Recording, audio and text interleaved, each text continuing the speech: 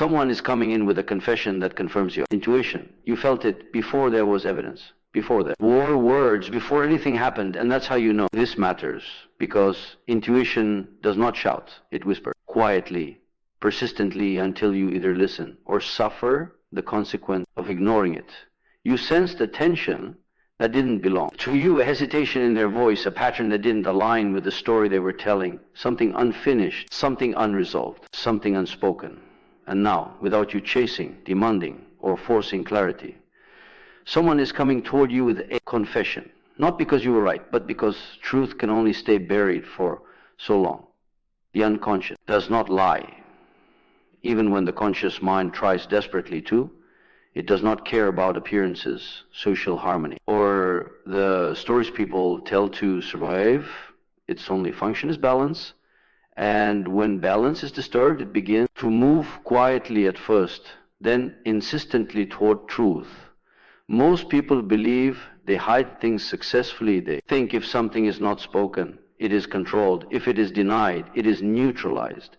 If it is buried deep enough, it disappears.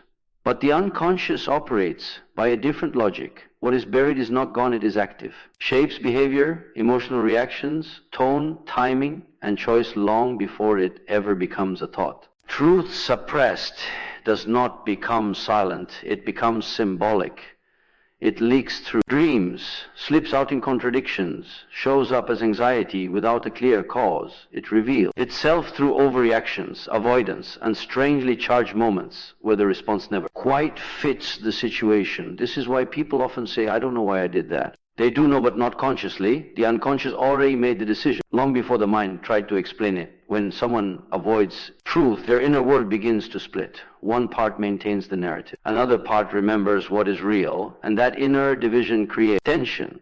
The unconscious cannot tolerate prolonged contradiction between inner reality and outer performance. So it pushes, it nudges the person into situations where the truth is more likely to surface. It produces discomfort when silence is maintained too long. It creates emotional pressure that demands release.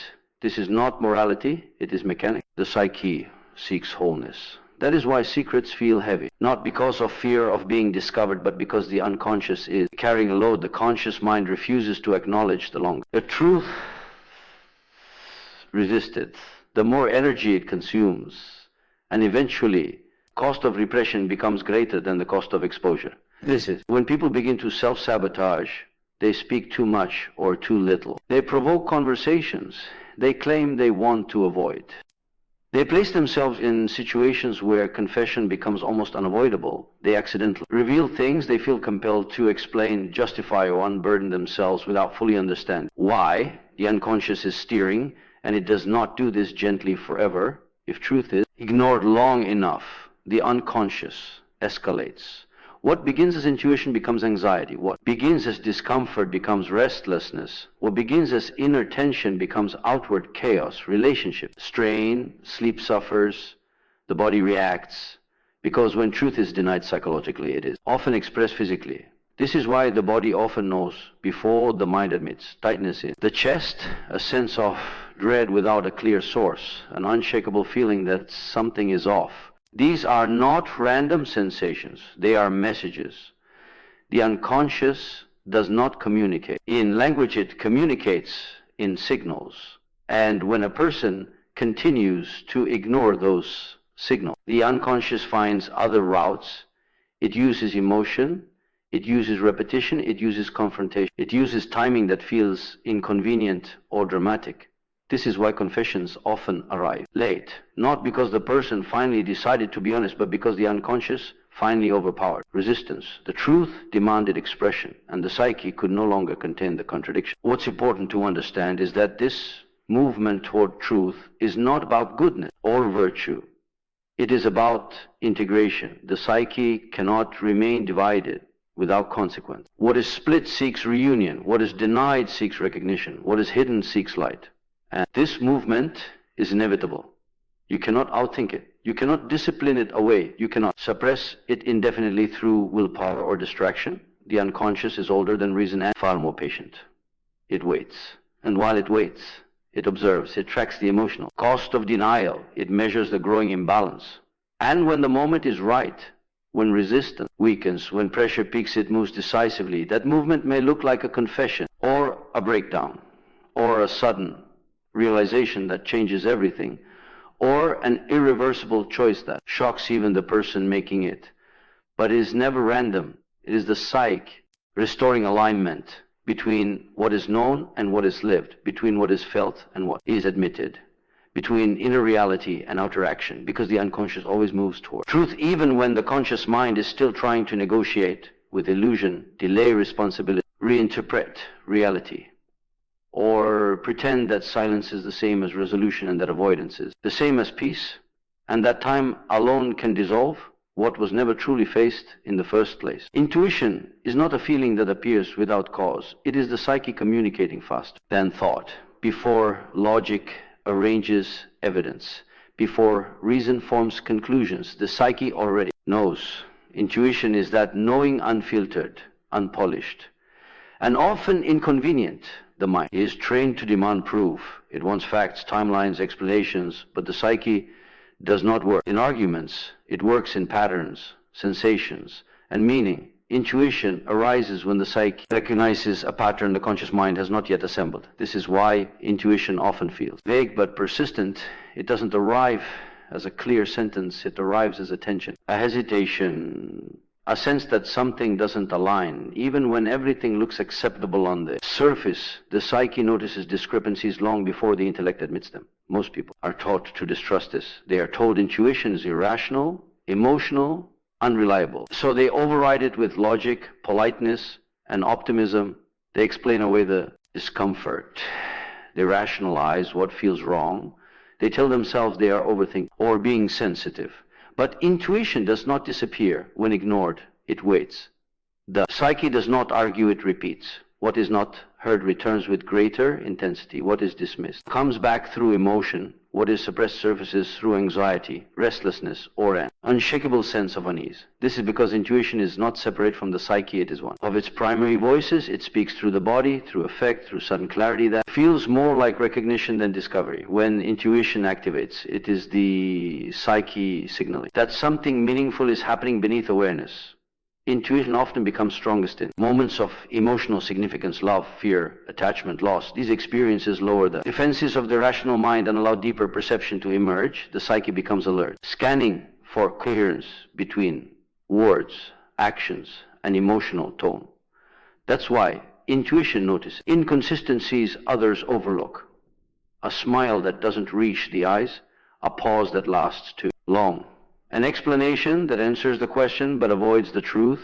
The psyche registers the microsignals instantly. The conscious mind may dismiss them, but the psyche records everything.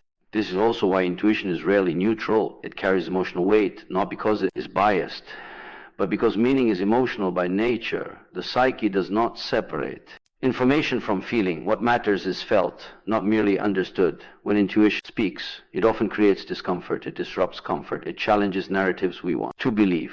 It threatens attachment to outcomes, people, or identities. That discomfort is not a flaw, it is the signal itself. The psyche does not warn us about what feels safe. It alerts us to what requires attention. Many people confuse intuition with anxiety, but they are not the same. Anxiety is chaotic and future-oriented. It spins scenarios and seeks reassurance. Intuition is calm, even when it is serious. It doesn't shout, it states. It doesn't panic, it persists. Intuition does not demand immediate action, but it does demand acknowledgement when it is ignored. Repeatedly, the psyche escalates its language. What began as a quiet sense becomes a strong emotional reaction. What began as a subtle warning becomes a boundary violation. The psyche raises the volume when it is not heard. This escalation is not punishment, it is protection. Intuition also functions beyond personal experience. It draws from memory, observation, emotional intelligence, and unconscious learning accumulated over time. The psyche processes vast amounts of information outside conscious awareness. Intuition is the output of that processing. That is why intuition can feel sudden and certain without a clear explanation. The psyche has already done the work. The mind simply hasn't caught up. When people say, I had a gut feeling, NG, they are describing the body translating psychological knowledge into sensation. The psyche uses the body because the body cannot lie, tightness, heaviness, warmth, or unease are signals before they become thoughts. Learning to trust intuition is not about abandoning reason. It is about integration. Reason verifies what intuition reveals. When they work together, perception becomes clear and decisions become aligned. Ignoring intuition does not make life easier, it makes it louder. The psyche will continue to speak until it is acknowledged. Once intuition is consistently honored, it becomes more precise, more grounded, and more trustworthy, because intuition is not mystical or random. It is the psyche's way of maintaining coherence between inner truth and outer reality, ensuring that what is known internally is not endlessly betrayed by what is chosen externally, guiding the individual toward alignment, even when the conscious mind hesitates, doubts, or clings to explanations that protect comfort rather than truth. Guilt is not merely an emotion. It is a force, invisible, persistent, and heavy. It pulls the psyche inward, bending thoughts, behaviors, and choices toward what has been avoided, like gravity. It does not need belief to operate. It functions whether one acknowledges it or denies it. When guilt forms, it anchors itself deep within the psyche, not as punishment, but as tension between action and inner values. The mind may rationalize, justify, or forget, but the psyche remembers the divergence. That divergence creates weight. Most people think guilt arises because something was discovered or judged. In reality, guilt forms the moment the self recognizes it has betrayed its own truth. No witness is required. No external morality is necessary. The psyche registers misalignment immediately. This is why guilt does not fade simply because time passes. Time does not resolve psychological contradiction. Avoidance does not dissolve inner tension. The psyche continues to orbit what has not been integrated. Guilt creates gravity by drawing attention back to the unresolved. A person may attempt to move forward, but something within keeps pulling them backward. Thoughts return to the same point. Emotions spike unexpectedly. Certain topics feel charged without explanation. This gravitational pull is not conscious. People rarely think, I feel guilty, therefore I act this way. Instead, they feel restless, irritable, uneasy. They compensate without knowing what they are compensating for. One common response to guilt is overcorrection. People become excessively kind, generous, or accommodating in unrelated areas. They attempt to balance an internal ledger through external behavior. Another response is defensiveness. When the psyche feels accused internally, it projects blame outward. Criticism of others intensifies, not because others are wrong, but because the inner tension seeks release. Guilt also distorts perception. It alters how a person interprets neutral events. A harmless question feels like an accusation. Silence feels threatening. Random remarks feel loaded with meaning. The psyche, already under pressure, becomes hypervigilant. This is the gravitational field of guilt at work. The heavier the guilt, the stronger the pull. Minor guilt may cause fleeting discomfort. Unresolved guilt accumulates mass. It warps emotional space, affecting relationships, self-image, and decision-making. People may sabotage good outcomes because success intensifies inner contradiction. Happiness feels undeserved when guilt remains unintegrated. This is why people sometimes confess at the most inconvenient times, not because circumstances are ideal, but because the psychological weight has reached a tipping point. The psyche seeks relief from the gravitational pull. Confession, this sense, is not moral bravery, it is gravitational release. Speaking the truth reduces internal density. The psyche lightens when what was hidden is named. But confession alone does not resolve guilt. If the confession is used to unburden without responsibility, the gravity remains. True resolution requires integration. The psyche must reconcile the action with accountability, understanding, and change. Without integration, guilt simply shifts form. It may transform into shame, anxiety, or chronic self-criticism. The gravitational field persists, even if its shape changes. Guilt also influences timing. People delay decisions, conversations, and commitments not because they are uncertain, but because moving forward feels heavy.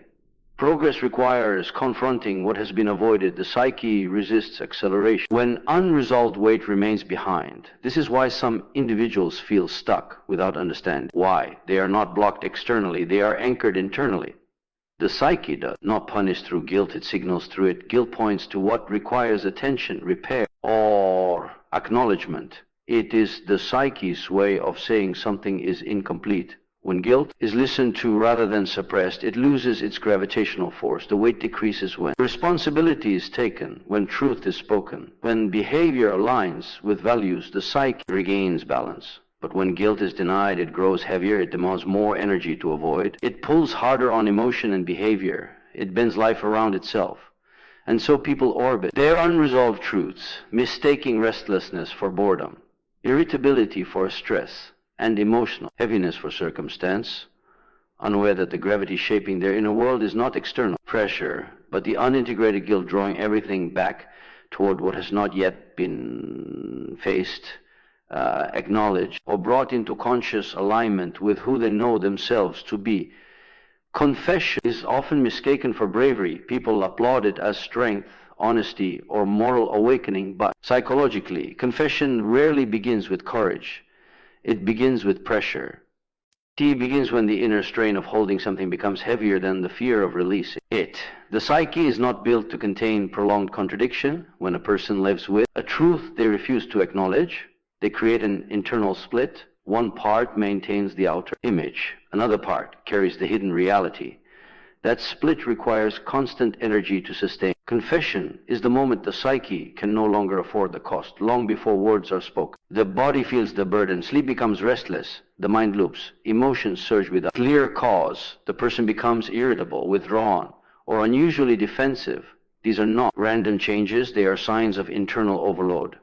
The psyche seeks equilibrium. When silence creates imbalance, expression becomes necessary. Confession emerges not as a noble choice, but as a release valve. This is why confessions often arrive suddenly, not after careful planning, but after exhaustion, not when circumstances are ideal, but when the inner tension reaches its peak. The person may not even fully understand why they are speaking in that moment. They only know they cannot continue carrying the weight alone. Relief is the primary motivation. When truth is hidden, it occupies mental and emotional space. It must be monitored, protected, and defended. The person must remember what was said and what must not be said. They must remain vigilant against exposure. This constant self-surveillance drains psychological resources. Confession collapses that vigilance. Once the truth is spoken, the psyche no longer needs to guard it. Energy is freed. Breath deepens. The internal pressure eases. This relief can feel like clarity or calm. It can also feel like emptiness or vulnerability. But in every case, it feels lighter than the silence that preceded it. This is why confession is often emotional. Tears appear not because of remorse, but because the nervous system is releasing tension. The body is recalibrating after prolonged strain. The emotion is physiological as much as psychological. It is important to understand that relief does not equal responsibility. Person can feel lighter after confessing and still avoid change. The psyche feels better simply because the secret is no longer compressed inside. But without integration, the deeper conflict remains unresolved. This is where confusion often arises. Those who receive confessions may interpret the act as proof of growth. They may believe the person has transformed because they finally spoke. But confession only reveals the truth, it does not resolve it. True courage appears after confession. Courage is not in speaking, but in facing consequences. It is in tolerating discomfort without retreating into excuses. It is in allowing the truth to alter behavior, not just relieve pressure. The psyche will accept confession as a temporary solution, but if the underlying patterns remain unchanged, tension will rebuild. Relief without responsibility is short-lived. This is why some people confess repeatedly without transformation. They experience the relief, then repeat the behavior, then confess again. The psyche learns. That disclosure reduces pressure, but does not learn alignment. The cycle continues. Confession can also be strategic. Some individuals confess partially to reduce guilt while preserving control. They reveal enough to feel relief, but not enough to fully confront the truth. This selective honesty still serves the same psychological function, release. The danger is mistaking this release for resolution. Confession shifts the burden from the self to the other. Once spoken, the truth is shared. The psyche feels less alone with it, but now the emotional weight is redistributed. This is why confessions can feel disruptive to those who receive them. They inherit the tension the confessor is trying to shed. The relief of one becomes the burden of another. Understanding this changes how confession is interpreted. It removes the illusion of heroism. It reveals confession as a natural psychological response to inner pressure, not a moral milestone. This does not make confession meaningless, it makes it honest. Confession is the psyche exhaling after holding its breath too long. It is the nervous system seeking balance. It is the mind releasing a load it can no longer carry.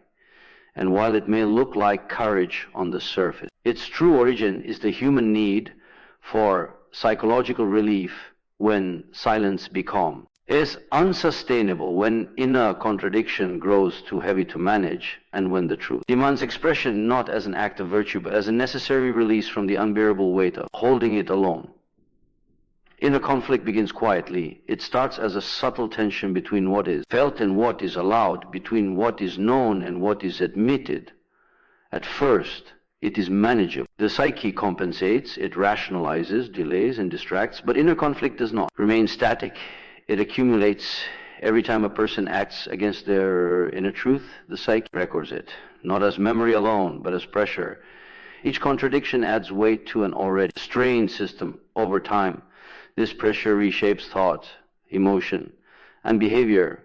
The psyche is designed for coherence. When coherence is disrupted, it seeks restoration. Inner conflict is the signal that something essential is out of alignment. At low levels, this conflict produces mild discomfort, a vague sense of unease, restlessness without a clear cause, a feeling that something is unfinished. These sensations are easy to ignore, but unresolved conflict does not dissolve, it intensifies. The psyche cannot sustain indefinite contradiction. Maintaining two opposing realities requires constant effort.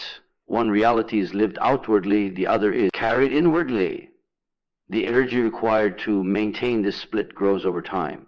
As the conflict deepens, symptoms emerge, sleep becomes fragmented, attention scatters, emoji, Onal reactions become disproportionate, small triggers provoke strong responses. The psyche, under strain, becomes reactive. This is not instability, it is overload. At this stage, avoidance becomes more difficult. The inner world begins to intrude upon the outer. One, thoughts drift toward the unresolved, dreams repeat themes of exposure, pursuit, or confrontation. The psyche rehearses revelation. Long before it occurs, inner conflict also alters behavior. People begin to act in ways that contradict their stated intentions. They may provoke questions they claim they want to avoid. They may place themselves in situations where concealment is harder. They may speak in half truths that almost become full truths. This is not self-sabotage in the moral sense. It is the psyche attempting to resolve tension. When inner conflict peaks, containment fails, the psychological structure holding the contradiction collapse, revelation becomes the only available release. This moment often surprises the conscious mind. People say, I don't know why I said that, or it just came out. What they mean is that the unconscious overruled conscious restraint. The psyche reached its limit. Revelation is not always verbal. It can appear as a breakdown, a sudden decision, or a dramatic shift in behavior. Sometimes truth is revealed through action rather than words. A choice exposes what has long been denied. The form varies, but the function is the same. Revelation reduces internal pressure by collapsing the split. What was divided becomes singular. What was hidden becomes expressed. This is why revelation often feels both terrifying and relieving. Terror comes from exposure. Relief comes from integration. The psyche prefers truth with consequence of contradiction without end. It is important to understand that revelation is not intentional. In the way people assume, it is not always planned. It is often compelled. When inner conflict peaks, the psyche no longer consults preference. It acts to restore balance. This inevitability explains why some truths surface at the worst possible times. The psyche does not wait for convenience. It waits for capacity. When the system can no longer sustain the strain, release occurs regardless of external timing. Revelation also explains why denial feels increasingly fragile over time. What once felt manageable becomes exhausting. What once felt hidden begins to feel obvious. The psyche grows less tolerant of pretense. Those who sense revelation approaching often feel a strange mixture of dread and anticipation. Part of them fear the consequences. Another part longs for the relief of resolution. This internal ambivalence is a sign that the conflict has reached its apex. Revelation does not mean resolution is complete. It means the conflict has changed form. The inner battle ends, but an external process begins. Truth shifts from being carried privately to being lived publicly. The psyche accepts this tray without hesitation. External difficulty is preferable to internal fracture. When inner conflict peaks, revelation is not a choice, but a psychological necessity. It is the moment the psyche restores coherence by sacrificing secrecy, choosing wholeness over control, alignment over image, and integration over the exhausting effort of maintaining a divided inner world that can no longer contain what it has been carrying in silence.